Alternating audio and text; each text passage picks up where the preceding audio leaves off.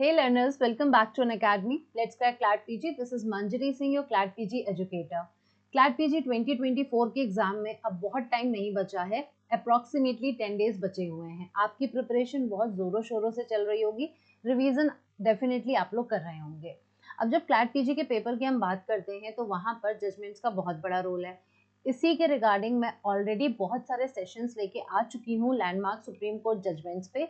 उसी के कंटिन्यूएशन में आज मैं डिस्कस करूंगी आपसे 2023 के सुप्रीम कोर्ट जजमेंट्स। जी हाँ, आपको पता है कि 2023 चल रहा है एंड इसके दिसंबर में आप पेपर देने वाले हैं और 2023 अपने आप में बहुत इंपॉर्टेंट है आपके CLAT PG 2024 के एग्जाम के लिए। इसके जजमेंट्स बहुत इंपॉर्टेंट है, इसीलिए मैंने कहा था इसको मैं लास्ट में डिस्कस एक बार करूंगी। मैक्सिमम चीजें आप पढ़ चुके होंगे, नहीं अगर आप पढ़े हैं कोई चीज आप स्किप कर रहे थे तो वो आप यहाँ से कवर कर सकते हैं। इसका पार्ट 1 मैं आज डिस्कस करने वाली हूँ, इसलिए वीडियो को लास्ट तक जरूर देखिएगा। आपके लिए ये तो बेनिफिशियल होगी ही, इसमें कोई भी दो राय नहीं है। अगर आप ऑल इंडिया CLAT PG 2024 की मॉक टेस्ट सीरीज लेना चाहते हैं तो अनअकैडमी के पास अवेलेबल है 20 full length mock test 1900 rupees में।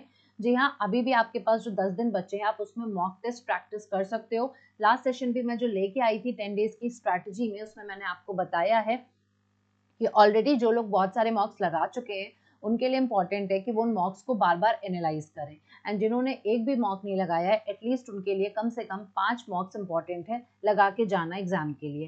तो अगर आपने अभी तक कोई भी मॉक नहीं लगाया, आपको कहीं से मॉक अवेलेबल नहीं था, तो अनअकैडमी आपको 20 मॉक्स दे रहा है, आप इसको परचेज कर सकते हैं। Don't forget to use my code MSING10 for additional discount. साथ ही साथ ये रहा हमारा क्रैश कोर्स का बैच, इसमें भी बहुत इंपॉर्टेंट लेक्चर्स हमने कवर किए हैं। आप इसको परचेज करके रिकॉर्डेड लेक्चर्स देख सकते हो प्रीवियस, क्योंकि जो लेक्चर्स रहे हैं, बाकी लाइव क्लासेस तो हमारी होती ही है daily.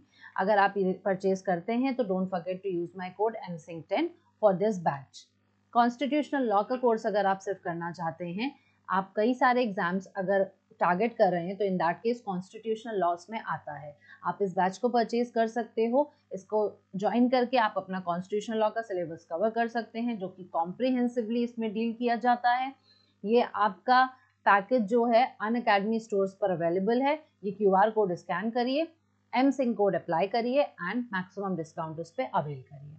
CLAT PG plus programme आप अगर हमारा कोई भी ज्वाइन करते हो तो बहुत सारे बेनिफिट्स यहाँ पर होते हैं। डेली लाइव क्लासेस होती हैं, लाइव टेस्ट एंड क्विजेस होते हैं, in class doubt solving sessions होता है और इन क्लास PDF आपको प्रोवाइड करी जाती है। अब ये रही मेरी प्रोफाइल अनअकैडमी की। अगर आप कभी भी विजिट नहीं किए हैं, फ्री स्पेशल लाइव क्लासेस, क्योंकि इट्स नॉट ओनली अबाउट कि आप हमारा बैच परचेज करते हो तभी आप हमारी क्लासेस अटेंड कर सकते हो, आप स्पेशल फ्री लाइव क्लासेस भी ज्वाइन कर सकते हैं। तो ये रही फ्री लाइव क्लासेस, मेरी प्रोफाइल पे जाना है, फॉलो करना है और जितनी भी लाइव क्लासेस मैं यहाँ पे लगाऊंगी आपको सब यहाँ पर दिख जाएंगी। ये कुछ खाली एग्जाम्पल है जो मैं आपको दिखा रही हूँ, इसी तरीके की बहुत सारी क्लासेस मैं ले चुकी हूँ ऑलरेडी और अभी भी मैं ले रही हूँ, जिसमें मैंने PYQs डिस्कस किए, मैंने कॉन्स्टिट्यूशनल लॉ के क्वेश्चंस डिस्कस किए, मैंने जजमेंट्स को भी डिटेल में डिस्कस करा है कॉन्स्टिट्यूशनल लॉ के। इसी तरीके से वेरियस सेशंस आपको मिल जाएंगे, तो मेक श्योर कि आप इसको अटेंड करें। ये रहा टेलीग्राम का QR कोड। अगर टेलीग्राम चैनल अभी तक मेरा ज्वाइन नहीं किया है तो फटाफट से इसको स्कैन करिए एंड ज्वाइन कर लीजिए। इसमें आपको मेरी क्लास की अपडेट्स एंड जितनी भी वीडियोस वगैरह आती हैं वो आपको मिलती रहेंगी।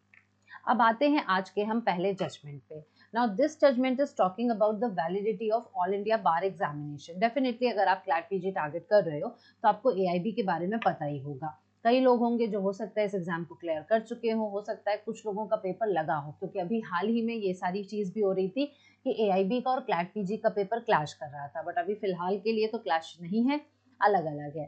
सो कैंडिडेट्स कॉमन होते हैं, therefore it is not possible कि हम दोनों पेपर को क्लैश करा सके। तो there was a case of Bar council of India versus Bonnie Foi law college and others का केस, जिसमें ऑल इंडिया बार एग्जामिनेशन की वैलिडिटी के बारे में बात करी गई।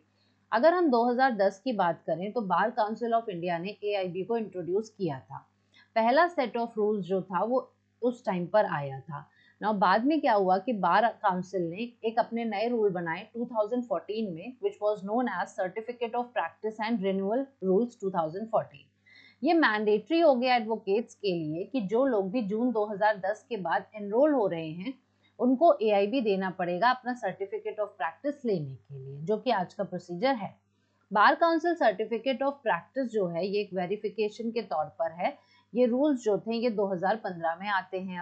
अब वेरिफिकेशन लगा के एक नया रूल लेके आ गए। इसमें क्या किया गया कि एडवोकेट्स को 2 क्लास में डिवाइड कर दिया, एक है जो प्रैक्टिसिंग है और एक है जो नॉन प्रैक्टिसिंग है। ये रूल्स जो थे इनको चैलेंज अप किया गया ऑन द बेसिस कि there was a decision of V Sudhir and Indian council of legal aid and advice, ये इसके डिसीजन के अगेंस्ट जा रहा है। सुप्रीम कोर्ट ने इन डिसीजंस में हेल्ड किया कि जो इम्पोजिशन ऑफ रूल्स है by the bar council, it goes against the advocates act 1961। जो एडवोकेट्स एक्ट 1961 का है उसके अगेंस्ट जाता है ये। एंड जो एडवोकेट्स हैं उनके पास राइट है कि भाई वो सारे कोर्ट्स के सामने प्रैक्टिस कर सकते हैं। नाउ 2016 में क्या हुआ, 3 जजेस बेंच ने ऑब्जर्व करा कि जो राइट टू प्रैक्टिस लॉ है ये एक फंडामेंटल राइट है एलएलबी ग्रेजुएट्स के लिए, but referred the challenge to AIB to a constitution bench. एक तरफ तो रिकॉग्नाइज कर दिया कि हाँ जी जो राइट है प्रैक्टिस करने का लॉ वो एलएलबी ग्रेजुएट्स के लिए फंडामेंटल राइट है, लेकिन जब एआईबी की बात आई तो उसको कॉन्स्टिट्यूशन बेंच को रेफर कर दिया गया। अब कॉन्स्टिट्यूशन बेंच ने 10 फरवरी 2023 को ये हेल्ड किया कि जो बार काउंसिल ऑफ इंडिया है it has to see at which stage the AIB should be conducted, pre enrolment या पोस्ट एनरोलमेंट। क्योंकि आपको इसका प्रोसीजर पता होगा कि जब आप एक बार एलएलबी ग्रेजुएट हो जाते हो उसके बाद आपको एनरोलमेंट करवाना पड़ता है, आपको खुद के अपने स्टेट में पहले कराना पड़ता है। उस स्टेट में एनरोलमेंट कराने के लिए एक प्रॉपर रजिस्ट्रेशन प्रोसेस होता है जो आपको फॉलो करना पड़ता है, जिसमें काफ़ी पैसे लगते हैं। उसके बाद क्या होता है कि आपको 2 साल का वो टाइम पीरियड होता है, 2 साल के लिए वैलिड होता है एंड देन आपको एआईबी का एग्जाम देना होता है। जब आप एआईबी का एग्जाम दे लेते हो फिर वो हमेशा के लिए हो जाता है। हमेशा के लिए भी क्या, उसकी भी वैलिडिटी 5 साल समथिंग मतलब सर्टिफिकेट की होती है, रिन्यूअल कराना पड़ता है उसके बाद। ठीक, पेपर तो आपको एआईबी का एक ही बार देना है। अब कोर्ट ने यहाँ पर कहा कि कॉन्स्टिट्यूशन बेंच ने कि भाई एआईबी डिसाइड कब किस स्टेज पे होना चाहिए, ये बार काउंसिल ऑफ इंडिया को डिसाइड करना पड़ेगा कि एनरोलमेंट के पहले कराना है कि एनरोलमेंट के बाद कराना है। उसकी वैलिडिटी को अपहोल्ड करते हुए अपेक्स कोर्ट ने ये भी कहा कि जो जजमेंट है वी सुधीर का जो डील करता है with the power of the bar council of India, it does not lay down the correct position of law and can not be sustain. तो यहाँ पर वी सुधीर के जजमेंट से कहा कोई इफेक्ट यहाँ पर नहीं हो रहा है, तो एआईबी की वैलिडिटी को अपहेल्ड किया गया था। ठीक है, और उन्होंने कहा ये बार काउंसिल ऑफ इंडिया का डिसीजन है कि वो कब कराना चाहते हैं। Now coming to the second case, जहां पर union of India versus Indian navy civilian design officers association and another का केस है। इसमें क्या हुआ था, कहा गया कि जो एजुकेशनल क्वालिफिकेशंस होती हैं वो रीजनेबल क्लासिफिकेशन जस्टिफाई करती है आर्टिकल 14 में। अब आर्टिकल 14 आपका राइट टू इक्वालिटी है, रीजनेबल क्लासिफिकेशन हम उसमें पढ़ते हैं, उसी के कॉन्सेप्ट पर बेस्ड है आपका केस है। हुआ क्या था कि यूनियन ऑफ इंडिया ने एक अपील रखी, ठीक है, हाई कोर्ट ऑफ दिल्ली मतलब high court judgement of the high court of Delhi को चैलेंज किया था और अपील आपकी सुप्रीम कोर्ट में गई है, जहां पर हाई कोर्ट ऑफ दिल्ली ने क्या किया था, उन्होंने डिसमिस कर दिया था रिट पिटीशन जो यूनियन ऑफ इंडिया ने फाइल किया था एंड कैट के ऑर्डर को कंफर्म कर दिया था। कैट मैंने सेंट्रल एडमिनिस्ट्रेटिव ट्रिब्यूनल के ऑर्डर को कंफर्म कर दिया। तो अब इससे एक क्रोनोलॉजी क्या समझ में आई कि सबसे पहले ये कैट में गया केस, फिर कैट के बाद ये हाई कोर्ट ऑफ दिल्ली में चैलेंज हुआ एंड उसके बाद हाई कोर्ट ऑफ दिल्ली का जो जजमेंट है अब वो सुप्रीम कोर्ट में चैलेंज हो रहा है। ये आपको एक क्राइटेरिया देखने को मिल रहा है। ट्राइब्यूनल ने ऑर्डर दिया था, अब ट्राइब्यूनल पे आएंगे। सबसे पहले कैट ने क्या कहा था, तो कैट ने ऑर्डर दिया था कि जो एक होते हैं जूनियर डिजाइन ऑफिसर, जब हम यहाँ पे नेवी की बात कर रहे हैं, ठीक है, तो ये आपके लिए इतना इंपॉर्टेंट नहीं हो सकता है कि आपको इस पोस्ट के बारे में समझना पड़े, बट आप ये समझ सकते हो कि 2 अलग अलग चीजें हैं। जूनियर डिजाइन ऑफिसर्स एक हैं और एक है सिविलियन टेक्निकल ऑफिसर्स। ठीक है, तो यहाँ पे क्या हुआ, ट्राइब्यूनल ने कहा कि ये जो जूनियर डिजाइन ऑफिसर्स है, जेडीओज है, इनकी पे स्केल को बढ़ा के सिविलियन टेक्निकल ऑफिसर्स के बराबर कर दी जाए। नाउ क्वेश्चन जो रेज हुआ इस केस में सुप्रीम कोर्ट के सामने वो ये है कि क्या जेडीओ और सीटीओ इन दोनों की पोस्ट को हम बराबर कर सकते हैं। ट्राइब्यूनल ने तो पे स्केल को बराबर करके एक फुटिंग पे लाके खड़ा कर दिया, तो क्या ऐसा किया जा सकता है, एंड इसको हाई कोर्ट ने एक्सेप्ट कर लिया था। ट्राइब्यूनल के जजमेंट को हाई कोर्ट ने अपहेल्ड करा। तो अब ये सुप्रीम कोर्ट में चैलेंज हो रहा है कि क्या ये जस्टिफाइड है, आप 2 पोस्ट को एक ही फुटिंग पे ला सकते हो। दूसरा, and whether fixing equivalent pay scale, बराबर पे स्केल फिक्स करना इन पोस्ट के लिए, even when it is a settled position for the court to not interfere. जब साफ साफ ये चीज है कि सेटल पोजीशन एक ये है कि भाई कि कोर्ट्स इंटरफेयर नहीं करेंगे और मैटर्स जो बेस्ट सूटेड है एक्सपर्ट बॉडीज के लिए, क्या ये जस्टिफाइड है। अब डिवीजन बेंच यहाँ पे 22 फरवरी 2023 को क्या हेल्ड किया कि equal pay for equal work is not mechanically applicable in every case. ठीक है, equal pay for equal work जो होता है ये मैकेनिकली एप्लीकेबल नहीं होता है हर जगह। ये डिपेंड करता है, कई चीजों पे डिपेंड करता है ना, क्वालिटी और कैरेक्टरिस्टिक्स पर भी डिपेंड करता है। एंड इसको रीजनेबल क्लासिफिकेशन ट्रीट किया जा सकता है अंडर आर्टिकल 14। एपेक्स कोर्ट ने क्या किया यहाँ पर, ये डिवीजन बेंच की बात बता दी, ठीक है, हाई कोर्ट में।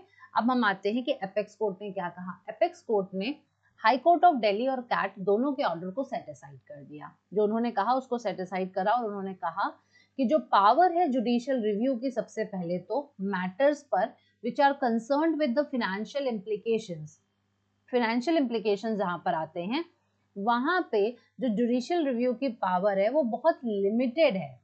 ठीक है, and high court and tribunal ने बहुत बड़ी एरर करी है। They have committed the gross error in interfering when pay scales has been recommended by pay commission. ये सब काम क्या है, पे कमीशन का काम है, वो डिसाइड करते हैं कितना होगा। एंड पहले तो ट्रिब्यूनल ने डिसाइड कर दिया, फिर उसके बाद हाई कोर्ट ने उसको अपहेल कर दिया। तो सुप्रीम कोर्ट कह रही है कि इन दोनों लोगों ने बहुत ग्रॉस एरर कमिट यहाँ पर करी है। ठीक है, तो उसको सेट असाइड कर दिया गया। थर्ड केस आता है आपका Suresh Kumar, Lalit Kumar Patel and others versus state of Gujarat and others का। यहाँ पे बात हुई a reduction in cut off marks post results violative of article 14। Result निकलने के बाद अगर आप कट ऑफ को गिराते हो, क्या ये आर्टिकल 14 को वायलेट करेगा? तो there was a Gujarat government, ठीक है, वहां पर आपका एक एग्जाम हुआ था for the post of supervisor instructor. Gujarat government ने डिसाइड किया कि हम हॉरिजॉन्टल रिजर्वेशन को वर्टिकल की तरह कंसिडर करेंगे। अब सीधी सी बात है, कंसिडर करना क्या होता है भाई? वर्टिकल वर्टिकल होता है, हॉरिजॉन्टल हॉरिजॉन्टल होता है। आप कंसिडर कैसे कर सकते हो? Instead of filling up the vacancy, vacancy को फिलअप करने के बजाय दूसरे कैंडिडेट्स के द्वारा उन्होंने क्या किया, गुजरात गवर्नमेंट ने कट ऑफ को गिरा दिया उन कैंडिडेट्स के लिए जो हॉरिजॉन्टल रिजर्वेशन को बिलोंग कर रहे थे, क्योंकि हॉरिजॉन्टल में समवेयर कट ऑफ ज्यादा थी एंड वर्टिकल में कम थी। सीधी सी बात है, जब वो हॉरिजॉन्टल में फिट नहीं हो रहे थे तो वो बाहर हो रहे थे, वर्टिकल में दूसरे कैंडिडेट आते। लेकिन इन्होंने चाहा कि उन्हीं हॉरिजॉन्टल के लिए कट ऑफ गिरा दी जाए और वही आके फिट हो जाए वर्टिकल में। तो those aggrieved by the move, जो लोग अग्रीव पर्सन थे, उन्होंने चैलेंज किया हाई कोर्ट ऑफ गुजरात में एंड हाई कोर्ट ने डिसमिस कर दिया अपील। अब इस हाई कोर्ट के जजमेंट को चैलेंज किया गया, ऑर्डर को सॉरी, सुप्रीम कोर्ट में थ्रू स्पेशल लीव पिटीशन। क्या बात हुई यहाँ पर? तो यहाँ पर डिवीजन बेंच जो है 20 फरवरी 2023 को कहती है कि कट ऑफ मार्क्स को रिड्यूस करना to provide employment to a particular category. ठीक है, कट ऑफ मार्क्स, आप कट ऑफ मार्क्स को कम कर रहे हो to provide employment to a particular category. एक पर्टिकुलर कैटेगरी की तरफ आप बायस हो रहे हैं ना एम्प्लॉयमेंट दिलाने के लिए, और वो भी रिजल्ट पब्लिश होने के बाद। क्योंकि एक बात तो पहले कट ऑफ आ जाती है, उसके बाद या तो रिजल्ट के साथ कट ऑफ आता है या तो फिर रिजल्ट के पहले आप कट ऑफ बता देते हो। कह रहे हैं कि पब्लिश होने के बाद रिजल्ट अब आप कट ऑफ गिरा रहे हो क्योंकि वो इंडिविजुअल्स उस कैटेगरी में सूट नहीं करे, वहां फिट नहीं हो पाए। ये वायलेटिव है आर्टिकल 14 का। कोर्ट ने कहा कि जो कट ऑफ मार्क्स है, these are fixed considering the marks required for a particular post according to the eligibility of the candidate which could not be reduce. ठीक है, कोर्ट ने कहा कि जो कट ऑफ मार्क्स हैं वो पूरी तरीके से फिक्स हैं, कंसिडरिंग द मार्क्स जो रिक्वायर्ड होते हैं पोस्ट के लिए एलिजिबिलिटी ऑफ द कैंडिडेट के हिसाब से, एंड अब उसको आप घटा नहीं सकते हो। फोर्थ केस आता है Harsh Ajay Singh versus union of India and others, constitutional validity of Agnipath scheme. आप लोगों ने इस स्कीम का नाम बहुत ज्यादा सुना होगा।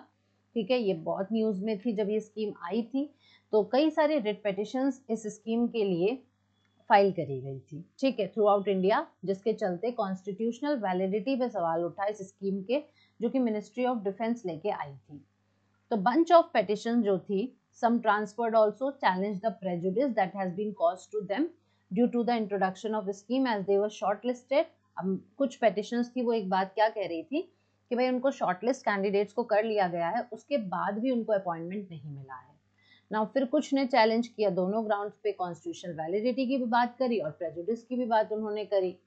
तो स्कीम का मामला क्या था? तो scheme was recruitment of personal for armed forces, 4 साल के लिए था, कॉन्ट्रैक्चुअल टाइप था। ठीक है, टेम्परेरी टाइम पीरियड के लिए था कि 4 साल के लिए होगा।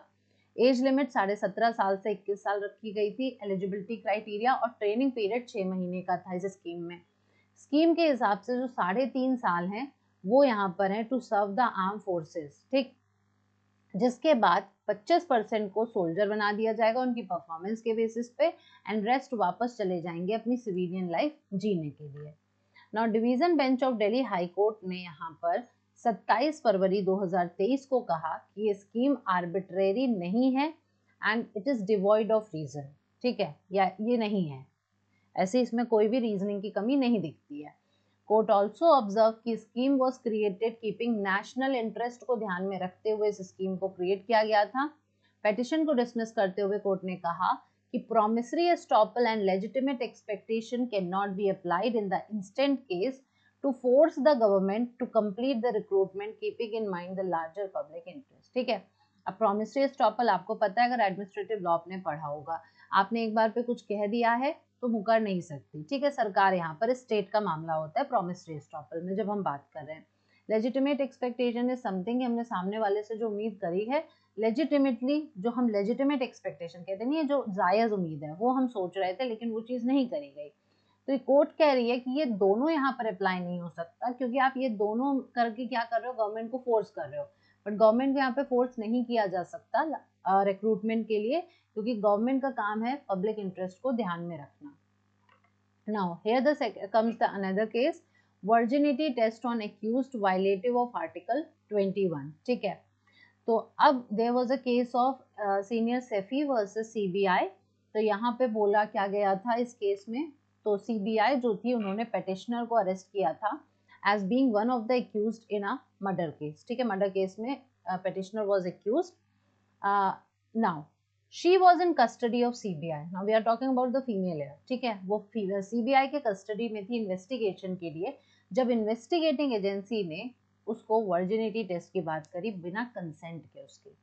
ये टेस्ट कंडक्ट किया गया in the name of investigation के नाम पे वर्जिनिटी टेस्ट हुआ। मामला मर्डर केस का है, वो एक्यूज्ड है, यहाँ पे उसको अरेस्ट किया गया है एक्यूज समझ के, बट करा रहे हैं virginity test. High court of Delhi ने 7 फरवरी 2023 को कहा कि during the pendency of the petition जो फाइल हुई in the year 2009 a number of judgments were passed। 2009 की बात पीछा के कहते हैं कि भाई कितने सारे जजमेंट्स पास हो चुके हैं जो कॉन्स्टिट्यूशनल वैलिडिटी ऑफ वर्जिनिटी या टू फिंगर टेस्ट की बात करते हैं कि इट इज अनकॉन्स्टिट्यूशनल। आर्टिकल 21 का वायलेशन मानते हुए कोर्ट ने कहा कि भाई virginity test is neither modern nor scientific, rather archaic and irrational.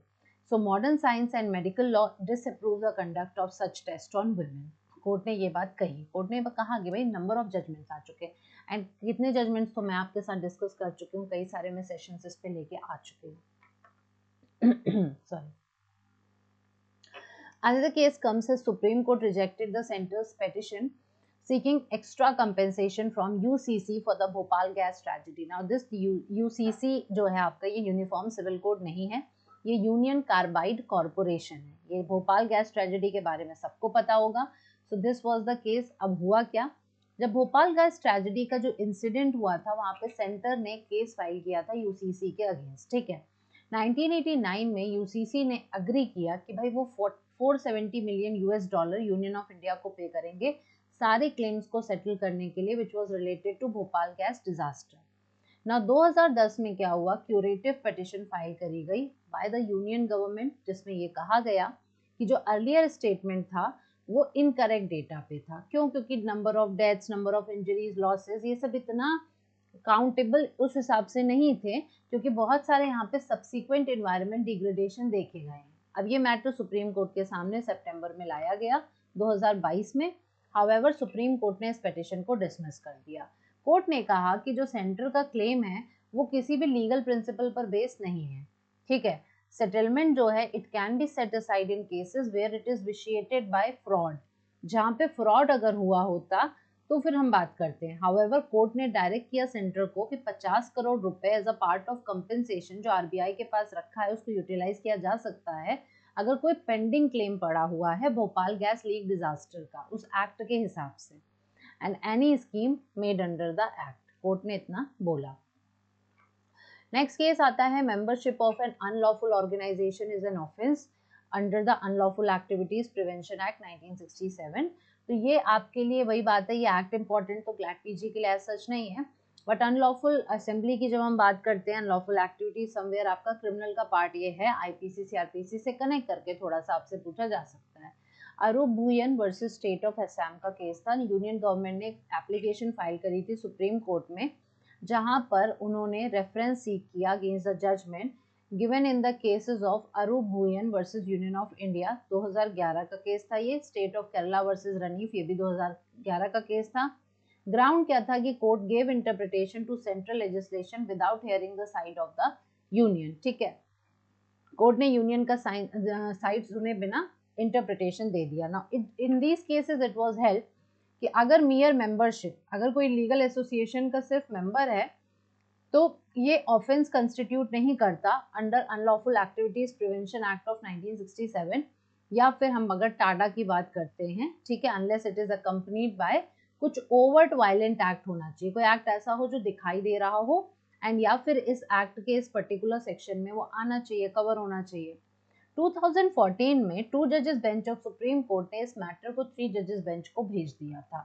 अब सुप्रीम कोर्ट ने क्या किया, जो 2011 के दोनों जजमेंट्स अभी हमने पढ़े उसको ओवररूल करा, और उन्होंने इस पर्टिकुलर सेक्शन की वैलिडिटी को अपहेल्ड किया एंड कहा court should not read down the set section whether when neither the constitutional validity of the section was challenged nor the side of the union of India was heard। ठीक है, court ने क्या कहा कि भाई इस section को पढ़ा ही नहीं जाना चाहिए जब ना तो कॉन्स्टिट्यूशनल वैलिडिटी इस सेक्शन की चैलेंज हुई थी और ना ही यूनियन ऑफ इंडिया का साइड सुना गया था। कोर्ट ने कहा अगर एक बार एक ऑर्गेनाइजेशन को अनलॉफुल डिक्लेयर कर दिया गया है and despite that a person जो मेंबर है उस अनलॉफुल एसोसिएशन का वो तब भी मेंबर है, तो फिर उसको कॉन्सिक्वेंसेस फेस करने पड़ेंगे एंड देन उसको पीनल प्रोविजंस के लिए सब्जेक्टेड होगा, ऑब्वियसली मतलब उस पर केस बनेगा इस पर्टिकुलर सेक्शन के चलते। ये कहा सुप्रीम कोर्ट ने यहाँ पे। तो this was it for today's session. इस वाले सेशन के लिए इतने पार्ट 1 में इतने जजमेंट्स थे।